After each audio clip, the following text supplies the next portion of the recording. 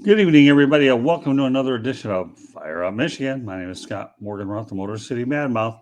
Pleased to be joined by my co-host George Icorn. Welcome back, George. Good to be here, Scott. Thank you for having me. You're welcome. And Smoking Jeremy B with all his fingers going in 9 million different directions. Three-peat. That's all I got to say. Three-peat. Well, let me give everybody an idea what the agenda is like. Of course, we're talking about the Detroit Lions and the New York Giants. Talk about the Buffalo Bills and the Cleveland Browns playing at Ford Field. And, of course, we have the Thanksgiving the Lions and the Buffalo Bills. And last but not least, we have Michigan Wolverines football. So with that said, all right, Jeremy, give me a recap of the Detroit Lions double digit. And I'm saying double digit this time win 31-18 over the New York Giants. I had not opportunity to watch the game and hand it the Lions. They really were underdogs in this game, but they didn't play like it, and the win definitely shows that. So give me a recap. The second time this year, we have been a wire-to-wire victory, and this one was more complete than the last. The first one was the Washington Commanders. We let them back in the game. We went to that prevent defense, gave up a bunch of points in the second half, and eked out a win. This time, we kept our foot on their throats. We made sure Saquon Barkley didn't get more than a 5-yard run at any point in the game. 15 carries and 22 yards. When's the last time you heard a stat line like that with a healthy Saquon Barkley? You can't. Right. I mean, nobody's held him to 1.5 yards per carry ever. This Lions defense is getting legit at stopping running backs. It started back in Chicago. Even though we gave up a crap ton to Fields, the running backs really didn't beat us. Look at the Dallas Cowboys game. Pollard had a good game, but Zeke didn't, and Zeke's the power back. Right.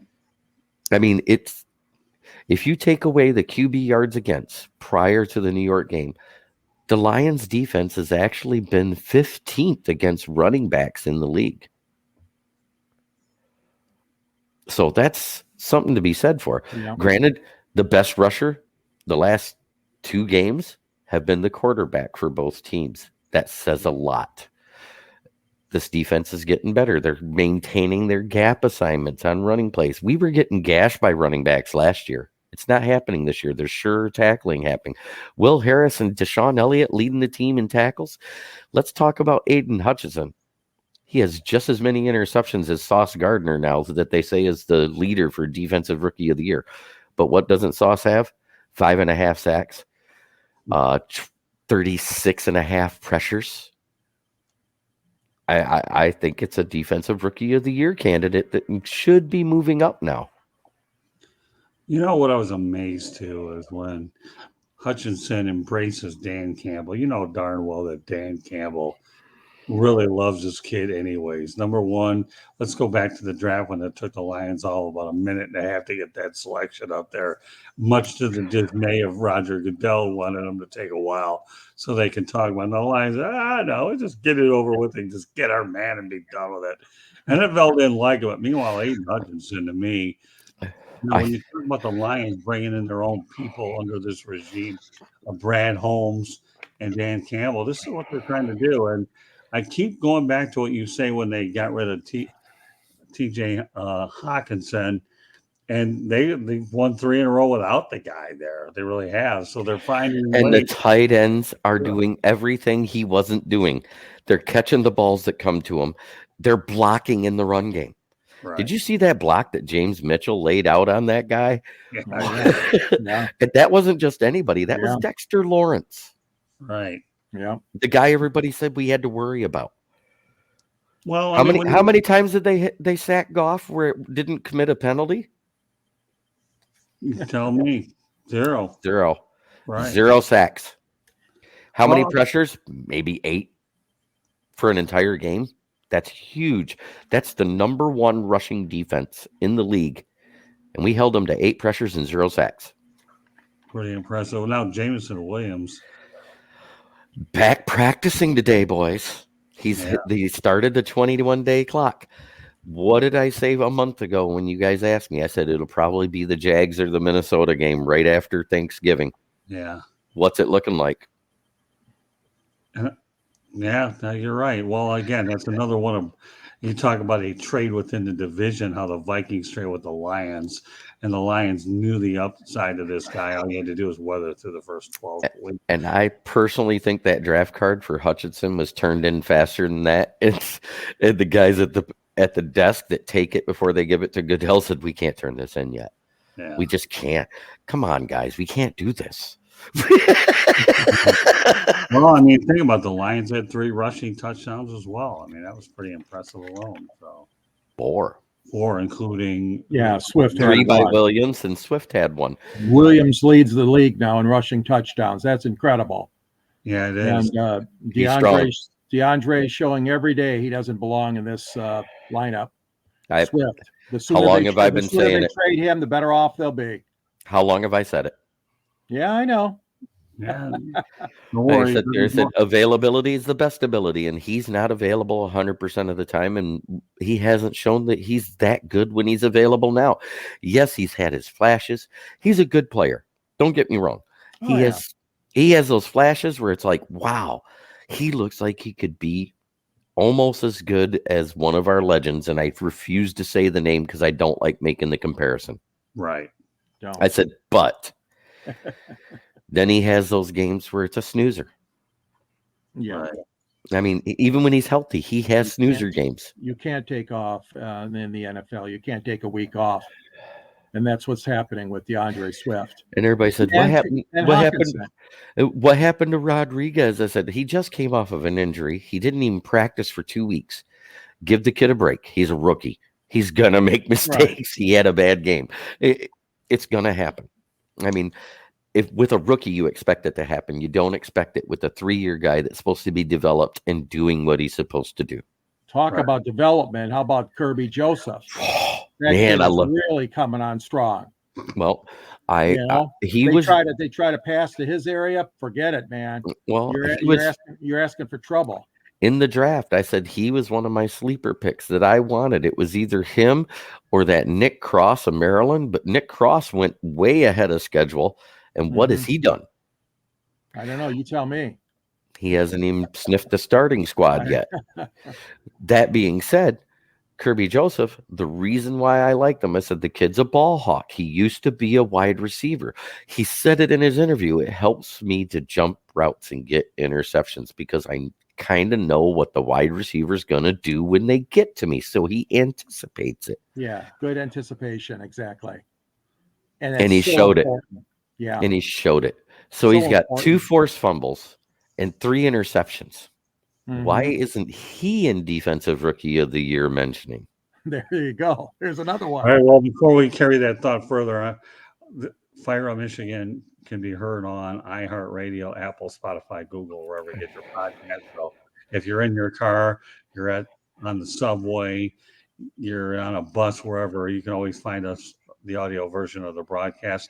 And of course, here we are on the South Florida Tribune YouTube channel. Once again, this is Fire Up Michigan, and I'm pleased to be joined by George Eichhorn and Smoking Jeremy Walreich. So my regular Monday crew, Dom DeRubis, wasn't able to make it on, but we look forward to having him back. He got tied up in some difficult Michigan traffic, but Dom to me is definitely a guy that we really enjoy his candor on the podcast. So wherever you're at, just be careful, and we'll look forward. Hopefully the Lions will pull out another win on Thanksgiving so you can talk about another win. So any closing thoughts about the Lions and the Giants game, George? Well, I mean, let's face the facts. I mean, nobody gave the Lions much of a chance. I shouldn't really say that. I did. There were two out of the 4 scribes at the Free Press and at the News. It did split 50-50, the guys that cover the teams and the columnists. And, of course, you, Jeremy, you gave them a chance. But I didn't give them a chance. I didn't think they were going to win. I'm very impressed. 3 wins in a row. You saw the raw emotion from Coach Dan Campbell in the locker room. And, of course, now we're getting it every week for every win, of course, not every loss, but for every win. And he's just ringing with emotion, his voice and his rah-rah attitude. This is working. These players believe in him. It's they infectious. In Campbell. They bought into Campbell, and it's showing on the field. They want to win for this guy. They want to win for the city. They want to win for Detroit, and the Lions are doing just that. 3 in a row. Guys, it's been 5 years since we could say that. They won 3 games in a row. It's been 2 years since they won back-to-back road games. Do you remember what 2 road games those were? No, help me out. That was the Atlanta Falcons and the Jacksonville Jaguars. Ah, yes. Well, we've got a viewer, Beth Truesdale Greenberg. Says, hi, Beth from Alpharetta, Georgia. Good to have you, Beth. Howdy, Beth. Yeah, thanks for joining us, Beth. We appreciate it. Miami Dolphins logo, no problem. We do a lot of stuff with the Dolphins as well. So, obviously, I love the Dolphins. They're in the AFC, and we don't play them very often. Yeah, well, they beat us for the game this year.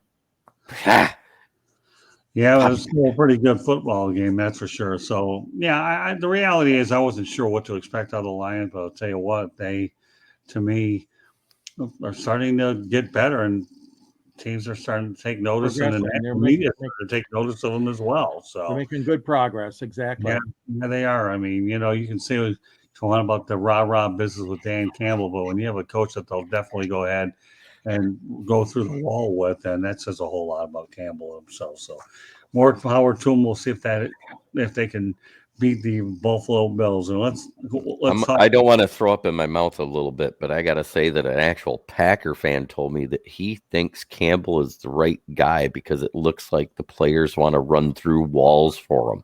Right. That's what Scott said. Yeah. Yeah. I agree. Let's transition over to the Buffalo Bills while we have an opportunity. Fordfield went from a holiday fair and was invaded by the Buffalo Bills and their mafia in a 31-23 win over the Cleveland Browns. Hey, you know what? I will say one thing about Bills Mafia. I hear they're one of the best fan bases out there for sure. And they travel well. Yeah, they do travel well. And the irony is, and I'll get to it in a moment, how the Bills are going to be playing a pair of games at Ford Field inside of a week's time is unbelievable. But we'll just stick with the fact that they ended up beating the Cleveland Browns in front of 56,000, 60,000 people there. 56. What was it? 56,632. Yeah, for some strange reason, I don't know why they didn't sell more tickets, but they capped it off at 56,000. I don't know why. But hats off to the Detroit crew. The NFL, I didn't know this, guys, but the NFL calls the Lions every week about the availability of Ford Field. That's the kind of respect Sheila and Martha have at the NFL office. And Rod Wood. And Rod Wood. And so now what happens is if there is any chance of any kind of weather-related or other-related movement of a game, they call Detroit first because they know the Lions can pull it off. And Scott, right. you made a good point. You referred to a carnival. Well, that was a huge fundraiser. On Friday night, it was called the Hobnobble Gobble, which is a benefit for the Detroit Parade. That's a huge fundraiser held every year on the Friday before Thanksgiving. So those guys had to work, and Rod Wood put the word out. They had over 100 members of the Lions family, employees that even volunteered to turn that stadium into a football stadium practically overnight. They had to work all night long on Friday night to get the field and everything ready for the NFL game. So I just wanted to give a shout out to all the Detroit Lions employees and family members and friends and workers that helped do that and turn that stadium around. And you're right, Scott, the Buffalo media was here, the Mafia and the Buffalo media as well. Cleveland Browns, of course, had a number of fans here too as well. Yeah, you know what my feeling is the reason why they capped it at probably 56,000. I don't know if they had enough employees that probably could have fielded a lot more on short notice. Well, another thing, Scott, I thought about, and Jeremy, is maybe all those suite holders, they probably didn't sell those suites because those are private suites that the companies own, and you wouldn't want them to wreak havoc in your suite. So I'm thinking maybe a lot of the suites were not sold. Not only that, the reason why they cap it at 56,632, if you look at the new laws for NFL games, it has to be 66% of the capacity of Ford Field. That is exactly 66%. So it makes it enough that it gets aired. Well, new information. Nevertheless, okay, no matter how we try to figure the dynamics of the thing out, and I'm not going to try to do it. More power to the Bills Mafia for working to help the Buffalo Bills players get dug out of that mess. Did you see what they did for Sam Martin? No. What? Okay, it took him 8 hours to find his truck, and not only did they do that, but they sat there and snowblowed and shoveled all night long so he could drive out to get to the game. I'm telling you, I've heard some incredible things about Bills Mafia. I mean, I'm sure every fan base is passionate, but man, everything I've heard about Bills Mafia, more power to those people. They travel well. They take care of their team. There was one time where somebody lived in a neighborhood where the power went out. So the Bills Mafia people brought food to that neighborhood for all those people, including the players that lived in that neighborhood one time. Nice. They're just a different breed. They are. Yeah, and I'll tell you what, don't piss them off if you're a fan of an opposing team. Yeah, it's not as bad as Philly. It's not as bad as Oakland, but it isn't good. Wasn't there a quarterback that they helped out one time? God, I'm trying to remember who it Flutie. was. Yeah, that's it, Doug Flutie. 77 inches of snow at the Bills home stadium. I'm sorry, George. There was another quarterback that they helped out as well and donated to. They mentioned that right at the beginning of the Fox pregame show that the snow was still falling, and that while they were practicing in Ford Field, there was 77 inches of snow in the stadium while they were practicing in the dome stadium of Ford Field. Yeah. Detroit came to the rescue again. When's the last time they did it? Minnesota. I'm trying to remember that quarterback that they helped out. Or was it a hospital wing or something? I don't know. It'll probably come back. But nevertheless, whatever the thing is, to me, I know the Bills Mafia, they help a lot of different charitable causes, albeit I'm having a blank on this. It doesn't matter. But they did. Flutie. They had the Flutie Flakes. I remember that. No. I mean, I think it was Flutie that was in the hospital at the time because he got hurt after a game or something like that. Okay, but I don't think it was. That might have been another one, but not the one I'm thinking about. It doesn't matter. Hopefully, by the end of the show, it'll probably come back to me at all. I'm just trying to remember because it was. Now it'll drive me nuts. That doesn't matter. Well, if it comes up, fine, or I'll put it in the chat, or I'll put it on social media. Yeah. But anyways, more power to them, and I'm glad that that Battle of Lake Erie took place in the Great Lakes. What a job for sure. All right, so let's stay on to the Buffalo theme, shall we? Detroit hosts Buffalo on Thanksgiving at noon. Two franchises have always had a great working relationship. This dates back to former Bills owner Ralph Wilson, a Detroit native, and obviously he lived in Detroit despite owning the Bills. And I'll never forget the time when I had an opportunity to interview Jack Kemp over at Super Bowl 39. Unbelievable. So, think about it. Metro Detroit will have a chance to see the Buffalo Bills not once, but twice in a short period of time. George, why don't you take it from there? Well, and as far as an advantage goes, I mean, a lot of my friends were saying, why aren't they staying there all week? And I says, no, they have to go back after the game. And they were questioning me why. And I says, well, probably the league wanted them to go back too, but they also wanted to go back to see their families. Come on. They just went through one of the worst autumn snowstorm in Buffalo history, perhaps the whole state of New York's history. All I'm saying is that there's a certain comfort level, though. Now, guys, don't diss this. The fact that they were able to use, and they used the visitors' locker room, by the way, not the Detroit home locker room. They were able to get a little bit of comfort level at the stadium themselves. Okay, now what is that worth? I don't know. It could be worth 3 points. It could be worth no points. It could be worth a touchdown. I don't know. I'm not trying to get points out. But I'm just saying for Buffalo, there is a little bit of an advantage. At least they've been in Ford Field. A lot of those players have never been in there their whole life because we don't play them once every, 6 years at home? Something like that. That was the first time Josh Allen's been there. Yeah. Well, there's some guys, obviously, that have been traded over the years and have played there before. But all I'm saying is, for Buffalo, it was a lot of work and a lot of extra this and that. But, they now have a little bit more of a comfort level at Ford Field, if that's worth anything. They're a good team. It's going to be a good game. No question about it. It's talk about a good matchup now. Finally, CBS has got the game this year, Jim Nantz. and they got a good Tony one. Romo. They got 3 good games that game. In fact, Thanksgiving. But Tony Romo and Jim Nantz will be here, CBS, and they did the game Sunday too. The Cleveland game. Right. I am so happy that Jim Nantz and Tony Romo gets to call a Detroit Lions game, a home game. And the reason why I say that is I love the way they call the game. I love the way what Tony Romo does. I love the fact that he can call the plays correct before they happen for each team at an 80% clip. That's almost unheard of. All right, you know what? This is bothering me, but now I figured it out. The Buffalo Bills fans donated $442,000. I think it was to Andy Dalton. I think the Bengals helped them get into the playoffs. Oh yeah, that I do remember this. Yeah. Andy Dalton. That's why it bothered me as much as it did. I'm not letting this show go without being able to come up with. So yeah, think about this. They gave the beige water pistol a $442,000 bonus.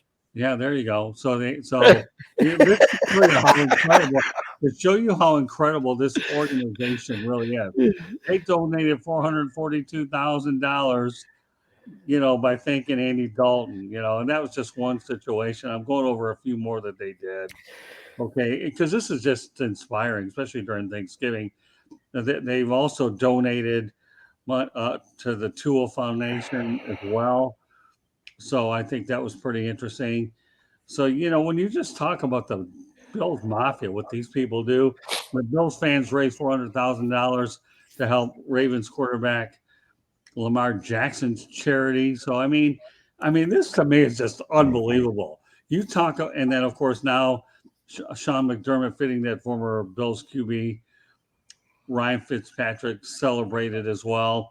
So I mean, this is just a trend with these people that to me is just remarkable.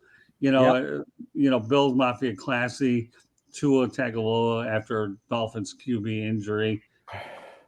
And yet, meanwhile, we had a football game because of the nonstop efforts so that it could get them out. That's why I had to dig this up while you guys were conversing. Sure. Especially the Dalton one. Yeah. I know about the Flutie one years ago, but when Andy Dalton, I think the Bills snapped a long playoff now. Do you know how they came up with that number? Why is that? At the time, that was his rookie paycheck per game. Oh, is that what it was? Yeah. Oh. Scott, you talk about it. It all started with Ralph Wilson, and you talk about a class man, a class owner.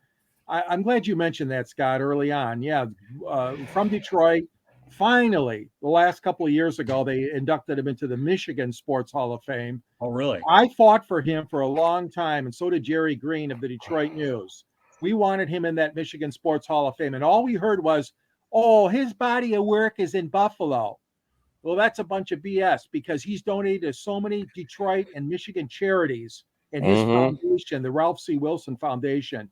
So, anyways, I'm glad you mentioned him, Scott, early on. Well, I actually met him at the Super Bowl in Tampa. I believe it was 39, Mr. Wilson. And I refused to call him Ralph. I didn't do it. I wouldn't do it because, in my opinion, I wanted to call him Mr. Wilson because I felt he deserved that kind of Mr. respect. Yes. Yeah. And that's a class organization. I mean, I know they've not won a Super Bowl, but they've been there, 4 times?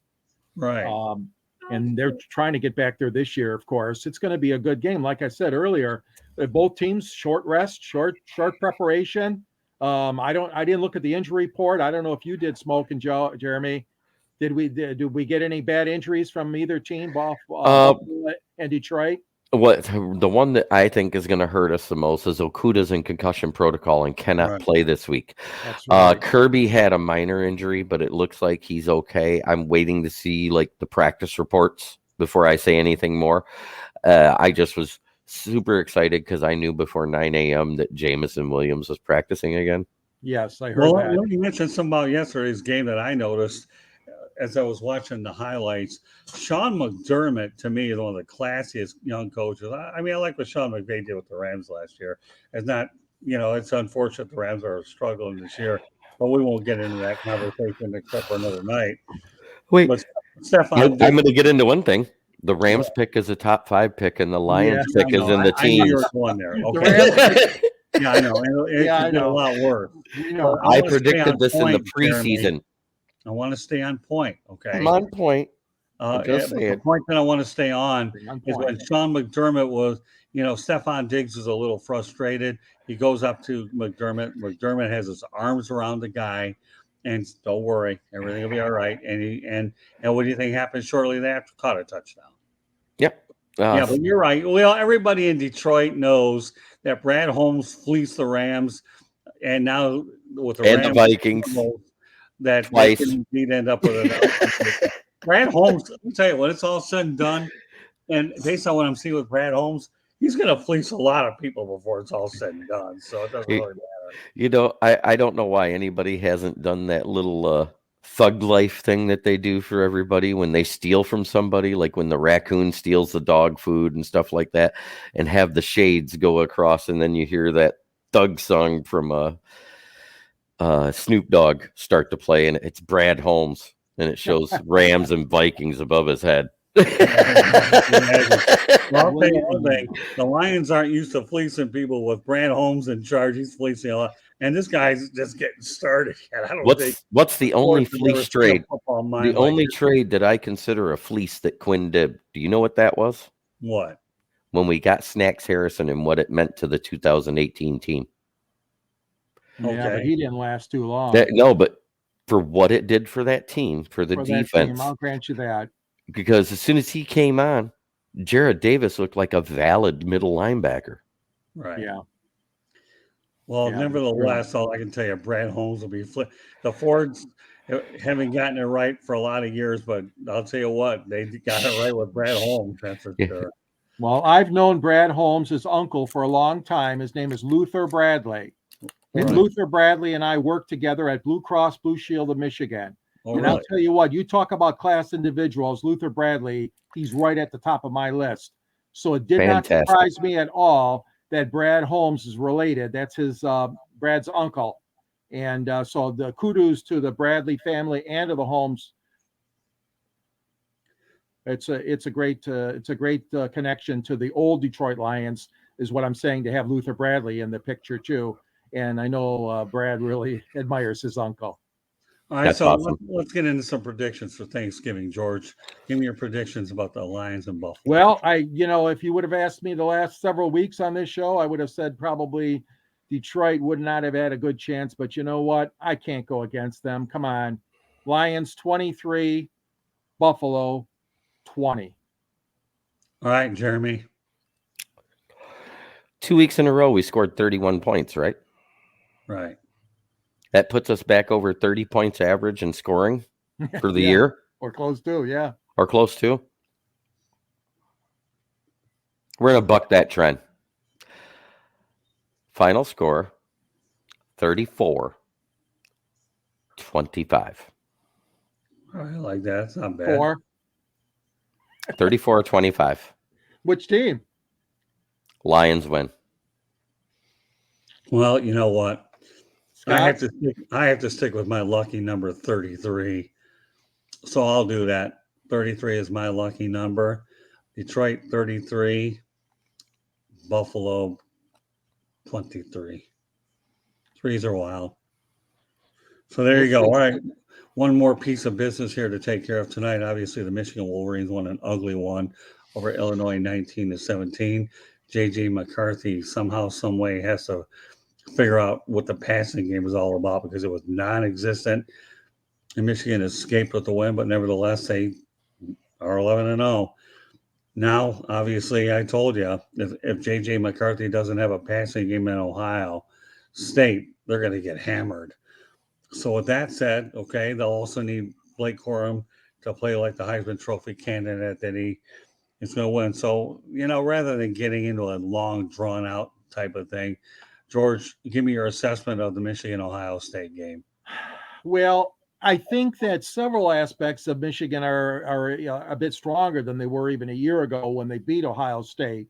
But the fact of the matter is they haven't won down there since what, year 2000 or something like that. It's been since Brady Hoke. Since Brady Hoke, yeah. And I agree with you, Scott. I mean, I'm disappointed. I thought JJ would be a little bit crisper. Devin Weatherspoon's a beast. Pinpoint on his passing. That's not there. Yeah, he's had a few drops. I mean, it's not all on him, but they have to be more than one-dimensional against the Buckeyes in order to win this game. That being said, I mean, they have the best running attack, but Blake seems to be okay, supposedly, after being shaken up last week. I don't know about his running mate there, if he's going to be Edwards. Donovan Edwards, to be able to play. It's going to be a close game, possibly. Turnovers again is going to be huge. I mean, the team that turns the ball over is going to lose. We know that. That goes without saying in a big game like that. Michigan's got to keep it close the first half.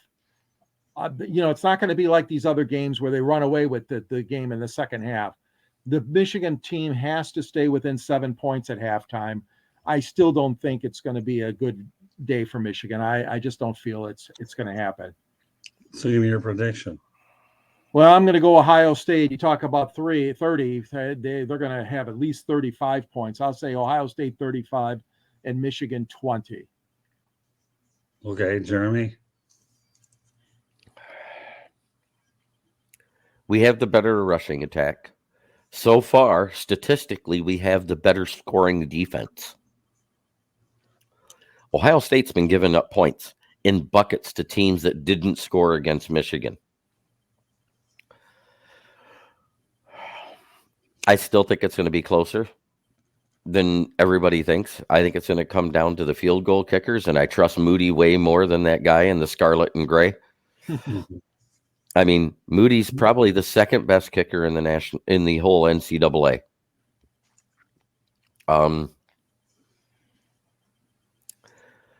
If everything goes right, Michigan wins 31-24. If it goes bad, and it'll be really bad, it's not even going to be close if it's bad. We'll lose like 42-28. Yeah. So which prediction you gonna stick with? Which one? No. I gave my best case, worst case. That's what I do with my writing. I always do best case, worst case. If Michigan wins, it'll be close. If Michigan loses, it'll be bad.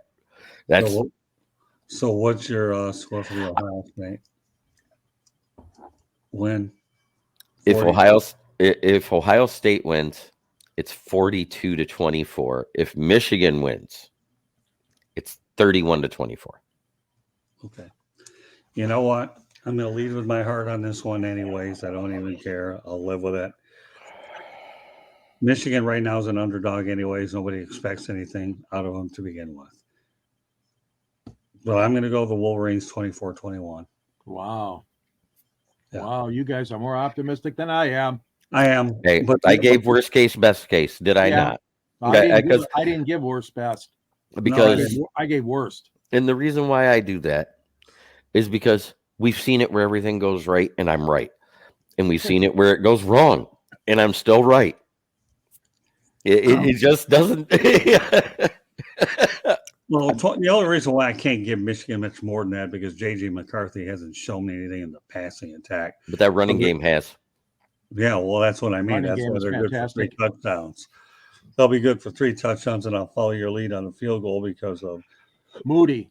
Jake Moody is good for a field goal, but I say 24-21, and I'll live with these circumstances. Moody was the Big Ten Special Teams Player of the Week. He won the Lou Groza Award last year for the best kicker, and he could win it again this year.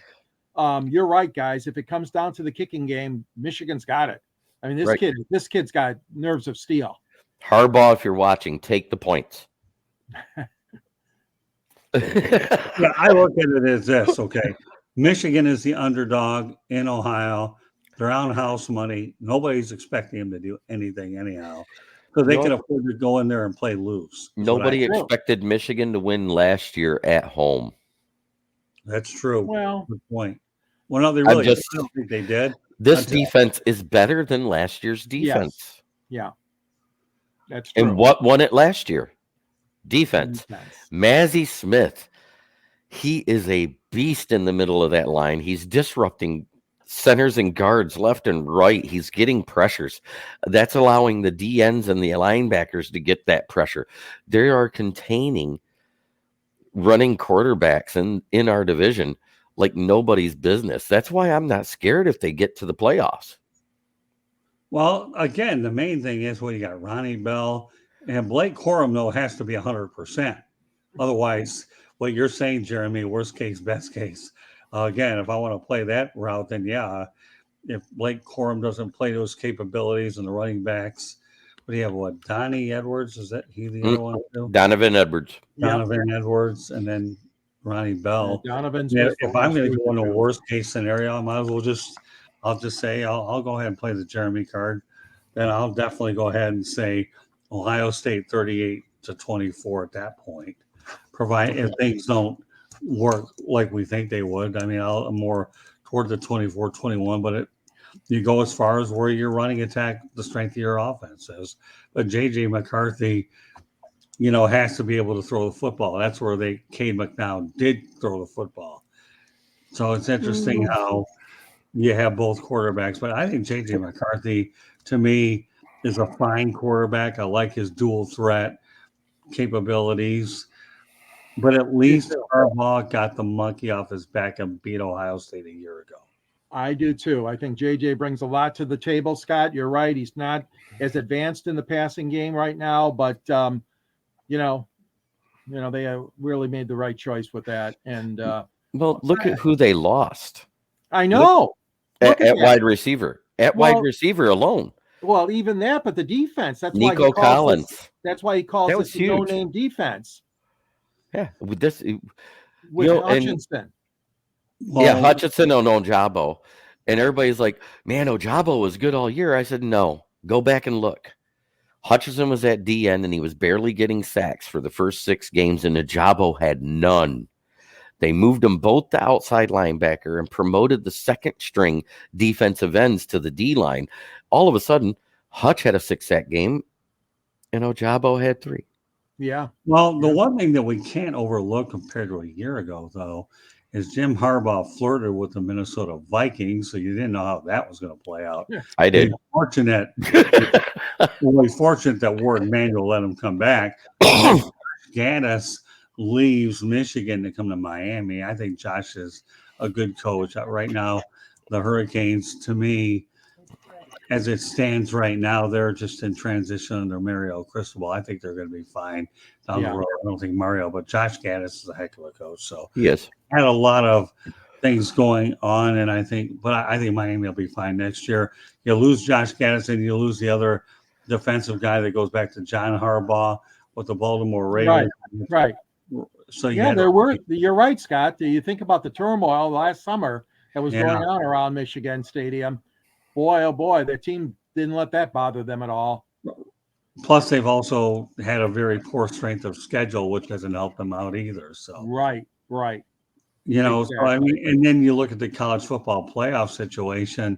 Well, Tennessee gets smoked by South Carolina, so I didn't think they were in danger of falling out there. Of course, now USC. And my condolences to the Heisman race for Hendon Hooker because he has a blown ACL. Right. Yeah. Well, if you're going to go condolences, we didn't have a chance to do this a week ago. How about my condolences to those folks out at the University of Virginia with those 3 players lost and the tragedy? Oh, we did do that. We did do that. We did talk about that. Did we? Well, we'll talk about it again. Yeah. I mean, that's them. We said thoughts and prayers are not enough. Well, that's true. Well, thoughts and prayers still aren't enough, and I still wish them well out in Virginia. But yeah, no. When we'll go back to the turmoil that took place with Michigan. They're 11-0, knocking on the door, and whether they get to the college football playoff or not, they're going to get to a marquee bowl game anyway. So it doesn't. Oh, they'll go to the Rose Bowl. If USC doesn't win, USC will take Michigan's spot in the Final Four. What if LSU beats Georgia in the SEC championship? It gets interesting.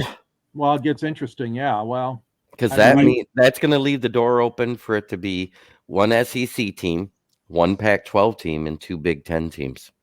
Depends on how close this game is. If it's close. If it's close, yeah. But Because if Michigan wins a close one, they'll both get in. Watch. That's true. No, I'll give you that one, Jeremy, for sure. I will definitely give you that one for sure. Yeah. If we get blowed out, there's no chance Michigan you're right. get a good bowl game. They'll probably be the alternate for the Rose Bowl at that point. Yeah, I think you're spot, Jeremy. I think you're spot on with both. I can tell you one thing though. They're going to the Rose Bowl, even if they lose, they're going because you got a weak other division in the Big Ten. So I'll give you one guarantee that if LSU does get to the college football playoff, Brian Kelly won't be working on his Southern accent anymore. He'll be trying to use the general American dialect out in Louisiana. Wouldn't that be hilarious if LSU they've rallied from a bad start, LSU, and let them try to keep Georgia in the top 4 then? I don't know. Well, I mean, for whatever it's worth, next month, now that I think about it, Mike Brodsky, who is actually on the committee with the Cheez-It Bowl and the Citrus Bowl, and he's going to be on a few shows next month here.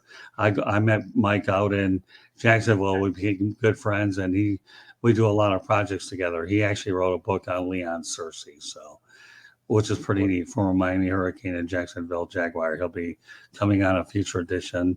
Leon Searcy will be on a future edition of Inside the Pigskin. So we're actually planning to bring him on December 1st.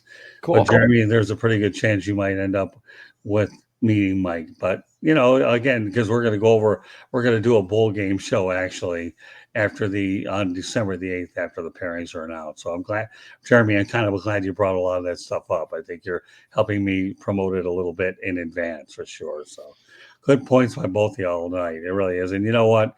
As much as I hate to keep talking about the Virginia thing, it just bothers me because unfortunately I brought it up again because of what took place out in New Mexico State regarding that basketball player. I don't know if you heard about that. It's just we're seeing too much of this stuff, and hopefully at some point we don't see it anymore. I kind of only watch sports news anymore because I'm sick of mainstream media. Yeah, I'm with you all the way. Unfortunately, in the business that we're in, I have to stay on top of it, whether I like it or I don't. But I know. But meanwhile, hey, listen, tonight it's been a lot of fun talking about the Buffalo Bills home and home away from home. If we want to call them home away from home, Ford Field is what they end up getting between winning against the Browns, obviously, on Sunday, and then getting the Lions again on Thursday. And talking about Ralph Wilson, a guy who doesn't get a lot of opportunities to bring him up. And, of course, William Clay Ford had a good working relationship for him for a lot of years. And of course, here we are, Michigan and Ohio State. We try to point out whatever scenarios are there. So all in all, I think we have any final thoughts, George, about tonight's broadcast? No, I've been a lot of fun talking to you guys and our audience here. I'm sure has enjoyed it as well. And lots of football. It's a great time of year for football, especially with the college and the Thanksgiving holiday coming up with America's favorite tradition, parades, turkey, and football on Thanksgiving Day. Yeah, I remember going to a parade over on Woodward. It's just phenomenal once. It's great. It's a great tradition. What's even been more fun is the amount of Thanksgiving games I did cover. To me, that's just off the charts. Jeremy, some closing thoughts. When it comes to the Lions versus the New York Giants, they now have a record of 25, 21, and 1 historically versus that team. Are outside the division. New York Giants, welcome to your daddy. Man, George, I'm not so sure we can end any stronger than those. I can't top that one. No, and you know what? I'm not even going to bother. All right, Jeremy, you got the last word on the facts. So with that, I want to let everybody know how you can promote yourself and everything that you do.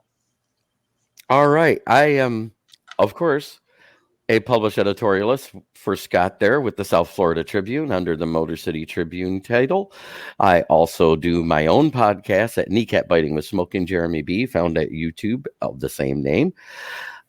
You can also find me, if you see my name underneath that comment there, it says at Smoking Jeremy B on Twitter. You can find me there and all my content. I post as much as I can in there. I talk Lions. I talk NFL football on Wednesdays. I do a post-game show on Let's Talk Sports about the Thursday night football game. I do my Lions Man Cave chat on Friday, and on Sunday mornings through the Sports Empire Network, I do the Sunday morning drive. And whenever they feel like it, they do a little show at 11 p.m. called The Empire at Night. I had fun doing it. I hope they do it again soon. Well, like I said, we're pleased to have you on our team, Jeremy. To me, you're one of the best additions that we've had all year, and I look forward to doing a lot of unbelievable things with you as time progresses. I want to thank Beth Truesdale Greenberg for joining us tonight, too. Beth, very much appreciate you joining us again. So look forward to seeing you when you come back to Florida. I've known Beth for a long time, dating back to my days here in South Florida. We were study partners, and she's been following our network a lot too, especially considering that. Gentlemen, I would stay, but I got to get my guests for my show That's rounded okay. up. You have All a right. blessed day, and I'm going to tell everybody here the same thing I tell people on my station too, is try every day to be a better person than you were the day before, because that's the only way to make the world a better place. All right, Peace, love, Jeremy. and chicken grease. I'll see you tomorrow night, Jerry. Happy Thanksgiving, Jeremy. Happy Thanksgiving. God bless See you you. tomorrow. All right, George, you and I can wrap up the show as we always do anyway. So go out there and promote the book. There's the book. Detroit Sports Broadcasters on the Air, featuring Ty Cobb, listen to me, Ty Tyson, Ernie Harwell, Bud Lynch, Bruce Martin, Van Patrick, Bob Reynolds, George Blaha, and of course, my co-host here, Mr. Scott Morganroth, and he's featured in the book as well with Muhammad Ali and Jimmy Connors. And the book is available. There's a link on the South Florida Tribune website. I write for the Motor City Tribune, and I also write for the Detroit Monitor. You can reach me at gicorn@yahoo.com. You can reach me at SNGSports99 on Twitter. And of course, follow me as well every Monday night here with Scott and Fire Up Michigan. So great having you as our audience. We love this show, and Fire Up Michigan is a great show. And thanks, Scott, for having me on. Well, George, you and I have been at this for 43 years, my friend. So I know. We've done a lot when it comes to covering events, and I don't think there's a person I'd rather be on this platform than you. I mean, our history is it's a long one. So, meanwhile, let me give everybody our information. Go to www.southfloridatribune.com. That is our website. Candy Ebling does a marvelous job putting all the broadcasts up there and so forth. She's the glue that keeps this platform together. If you want to email us, do so at southfloridatribune@gmail.com. Please subscribe to the South Florida Tribune YouTube channel. All you have to do is just go to youtube.com, look for South Florida Tribune, hit the subscribe button, you're good to go. And then you'll be able to see all of our remote broadcasts as well as what we do on streaming and so forth. So if you're interested in what we do, we would really, truly, thankfully appreciate you subscribing. Once again, go to youtube.com and look for South Florida Tribune. Quick subscribe gets it done, and you'll get all the notifications that we have there as well. On Twitter, you can find us South Florida Tribune at Tribune South, and also the Motor City Tribune has also been developed for a lot of our Detroit audience as well. So you definitely get around with. South Florida Tribune also has a Facebook page as well. So meanwhile, this concludes the edition of Fire Up Michigan. My name is Scott Morganroth, appropriately named the Motor City Madmouth, along with my longtime co-host George Eichhorn. We hope that you have a really wonderful Thanksgiving. Please be safe out there. Enjoy family, the food, and the football. And we should just be thankful that every day that we're alive is another memory that we have out there with friends, family, and whatnot. I'll leave you folks on this note, okay, that my philosophy in life is to treat life like Morris the cat. Morris had 9 lives. We have to make the most of the one that we have. So go out there and enjoy your family, your friends, and live for the moment, because, unfortunately, we can't. That's the only way I think that you go ahead and do that. And one other thing I should point out is, I want to devote this show to my mom, who actually died 2 years ago, 2 days after Thanksgiving. So, Mom, I love you very much. Rest in peace, and I hope that you have a chance to go out there and you're hearing this up in heaven. So, meanwhile, on behalf of Smokin' Jeremy B., George Eichhorn, my name is Scott Morganroth, the Motor City Madmouth. Thank you for joining us on this edition of Fire Up Michigan. Until the next time, George Eichhorn, we appreciate everything you do. We have a date on the Sports Exchange on Wednesday night. Good night, everybody. Good night.